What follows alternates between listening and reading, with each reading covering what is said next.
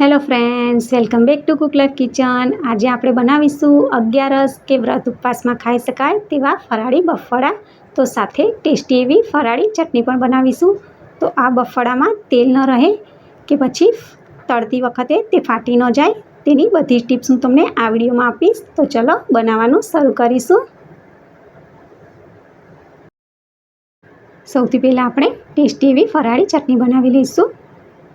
તો 2 ચમચી જેટલા મેં શેકેલા સિંગદાણા લીધેલા છે, તેને પણ હું ઉમેરી દઈશ. 2 નંગ લીલા મરચાં લીધેલા છે. અત્યારે હું આદુનો ઉપયોગ નથી કરી રહી, કારણ કે ઘણા લોકો આદુ નથી ખાતા હોતા ઉપવાસમાં. અને હવે તેમાં ધોયેલા ધાણા ઉમેરી દઈશું.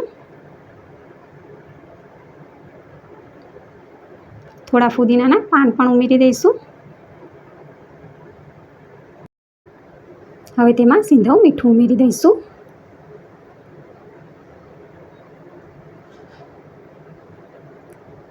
એક ચમચી જેટલી વરિયાળી ઉમેરી દઈશું. અડધા લીંબુનો રસ ઉમેરી દઈશું.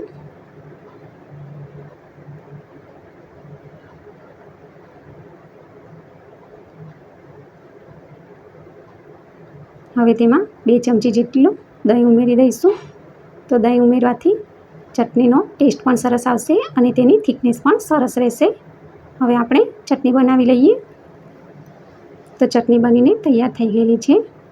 તમે જુઓ, તેનો રંગ પણ સરસ આવ્યો છે અને તેની થિકનેસ પણ સરસ છે. હવે આપણે તેને એક બાઉલમાં કાઢી લઈશું. બફાળા બનાવવા માટે અત્યારે મેં 4 નંગ બાફેલા બટાટા લીધેલા છે. તો બટાટાને મેં અધકચરા મેશ કરીને 1 કલાક સુધી ઠંડા થવા દીધેલા, એટલે આમાં સેજ પણ પાણી ન રહે અને એકદમ કોરા થઈ જાય. તો હવે આપણે આ બટાકાને સારી રીતે મેશ કરી લઈશું. તો બટાટાને મેં સારી રીતે મેશ કરી લીધેલા છે. હવે આપણે તેમાં મસાલા કરી લઈએ. તો 1 ચમચી જેટલું સિંધવ મીઠું ઉમેરી દઈશું.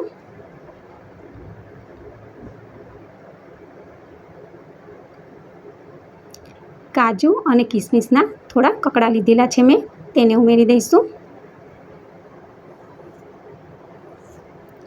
અને 1 ચમચી વરિયાળી અને ખાંડ લીધી છે, તેને પણ ઉમેરી દઈશું.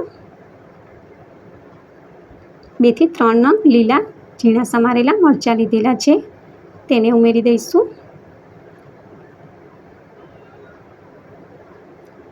અડધી ચમચીથી પણ ઓછું આમચૂર પાવડર ઉમેરી દઈશું. શેકેલા સિંગદાણાનો ભૂકો ઉમેરીશું. તો અત્યારે મેં 2 ચમચી ઉમેર્યો છે.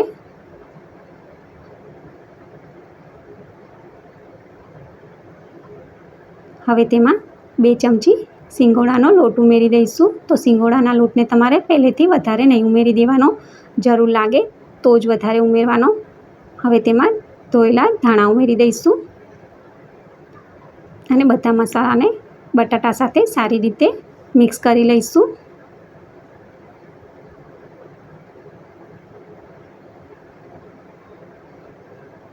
તો અત્યારે મને જરૂર લાગે છે એટલે હું તેમાં 1 ચમચી સિંગોડાનો લોટ ફરીથી ઉમેરું છું.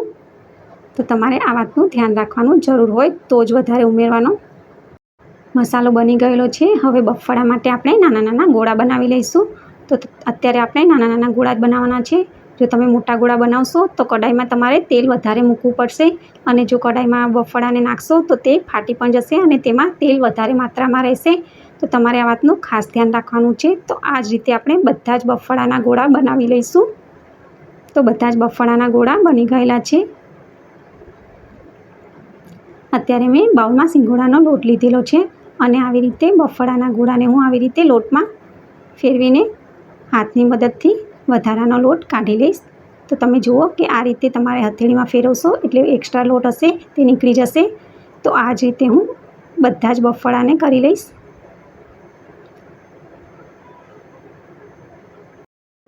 તો બધા જ બફાળાને મેં સિંગોડાના લોટનું કોટિંગ કરી લીધેલું છે. હવે આપણે આને તળી લઈશું. તો એક કઢાઈમાં તેલ મેં ગરમ કરવા મૂકી દીધેલું છે. હવે આપણે બફાળાને મૂકીશું તેમાં.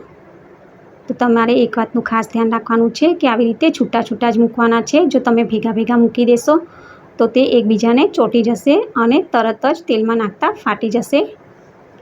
તો તમે જુઓ કે હું છૂટા છૂટા મૂકું છું. અને અત્યારે આને આપણે સહેજ પણ ચમચો નહીં અડાડીએ કે જારો પણ નહીં અડાડીએ.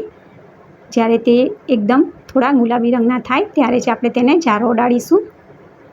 જો તમે પહેલેથી આને જારો અડાડશો તો તે તૂટી જશે. તો તમે જુઓ કે થોડા થોડા ગુલાબી થયા છે, ત્યારે જ મેં અત્યારે આવી રીતે જારાથી તેને આવી રીતે તેલ ઉપર નાખીને આવી રીતે પલટાવું છું.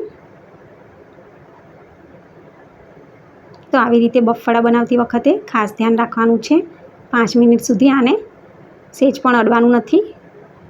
તો તમે જુઓ કે બધા જ બફાળા એકદમ ક્રિસ્પી પણ થઈ ગયેલા છે અને એકદમ બ્રાઉન થઈ ગયેલા છે, એટલે કે કમ્પ્લીટ થઈ ગયા છે. હવે આપણે આને એક પ્લેટમાં કાઢી લઈશું.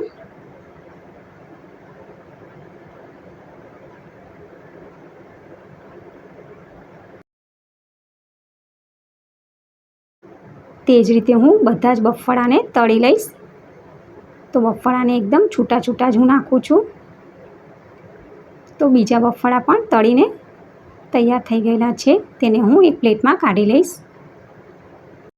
તો ફ્રેન્ડ્સ, 11 કે વ્રત ઉપવાસમાં ખાઈ શકાય તેવી ફરાળી ચટણી સાથે ફરાળી બફાળા બનીને તૈયાર થઈ ગયેલા છે. તેને આપણે સર્વિંગ પ્લેટમાં કાઢી લઈશું.